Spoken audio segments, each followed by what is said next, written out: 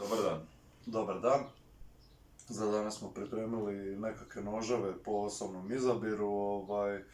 odabiru, tako da evo ništa, krenut ću odmah u priču. Znači, odabrao sam jedan Cold Steel model SR1. Zašto sam ga odabrao? Zbog CPM S35 VM čelika. Nož je preklopan tako da stane u svaki džep i ima ovu oštricu od tog odličnog vrhunskog premium čelika koja ima debljinu od 5 mm. Tako da stvarno ovaj komad čelika je fascinantan. Imamo čelično kućište sa G10 oblogama drške, naravno imamo i kuglični ležaj da bi se smanjilo trenje. I najpoznatiji kočnica kod Cold Steela koja se zove 3 Lock, koja se smatra vjerojatno najčvršćom i najpouzdanijom zaštitom protiv otvaranja. Tako da evo stvarno nož je na sniženju nekakvih 10%, tako da je stvarno prilika. Imamo i ovu zakvačku koju možemo prebaciti na drugu stranu, na primjer za ljevake.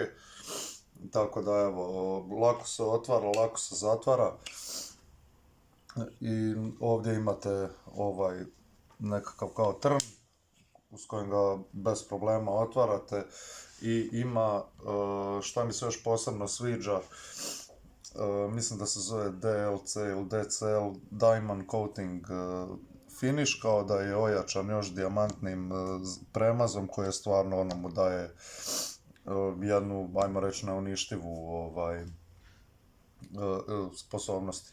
Znači, osim toga, CPM S35 VN ima, znači, sve što gledamo kod noža, odlično zadržavanje oblika oštrice ili edge retention, ne hrđajući je i lako se oštri. Tako da evo imamo sve što tražimo kod odličnog noža. Oštrica je tanto koja je uglavnom pretpostavljena za ubode u drvo ili nešto, nemojte ljude, osobe ili životinje, tako da evo, to bi bilo to. Stvarno kvalitetan, pouzdan nož, cijena je negdje oko 2000 kuna, ali sad je na sniženju pa je to manje, tako da to bi ukratko bilo to. Eto, ja sam osobno izabrao nože koje se meni osobno sviđaju dosta.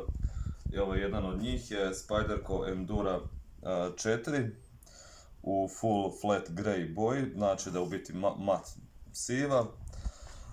Što je specifično, što je zanimljivo kod Spyderco noževa, oni su napravljeni u Japanu, to su znači japanski visoko kvalitetni noževi i u svijetu nož entuzijasta, ti noževi su poznati, a čak najviše to jest kad ga vidite na prvu odmah ćete znati da je to Spyderco nož bez da to pročitate, zato što oni imaju ovu svoju posebnu geometriju oštrice. I ovaj nož Endura 4, on je napravljen VG10 čelika koji je jedan od sastojaka SRK, San Mai noža. Znači, ta dobra stvar kod VG10 čelika što jako dugo zadržava oštricu, znači ne tupi se samo tako i otporan je na koroziju. I ovaj nož isto ovdje se mora stisnuti kako bi se preklopio, a kad ga hoćete oklopiti, ovo je Spyderco specifična rupa koju jednostavno možete s palcem kako bi ga ste otvorili. Ima s ove strane, ima ovu zakvačku, ima ovu zakvačku koja izgleda, ali na ovom nije to na ovom, to je na drugom nožu. Odabrao sam dva obordona jer su vrlo su slični, a zapravo mi je uloga totalno drugačija. Ovo je recimo, to je Pacific Salt 2 Lockback.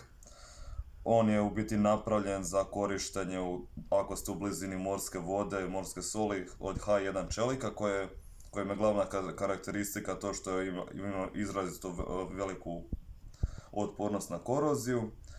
I što je isto zanimljivo reći za kod njega, što ovu zakvačku možete staviti na 4 pozicije, znači sad je trenutno u ove, ali možete staviti ovdje, ovdje i ovdje. Oba noža su visoko kvalitetni, samo eto svako je recimo, ako vam ne treba otpornost na koroziju veliku zbog mora, eto, to je ovaj nož, i ako vam treba, to je ovaj nož, iako na izgled su vrlo slični.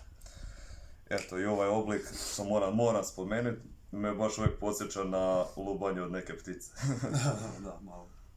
Malo zbilja izgleda i eto, zbilja su dva odlična noža, cijene su im oko 900 do 1000 kuna. Tako da, ako želite kvalitetni japanski nož, to su ti. Mene podsjeća isto jako na onu Winklerovu geometriju noža koja je potvrđeno jedna od najpouzdanijih i najbolje iskorištenih geometrija. Znači ovako da se iz širek ide u tanje, tako da stvarno nema se tu šta reći, odličan nož. Pa eto, ako imate još nekih dodatnih pitanja, nešto što biste htjeli vidjeti, ostavite nam u komentaru. Lijep pozdrav. Pozdrav!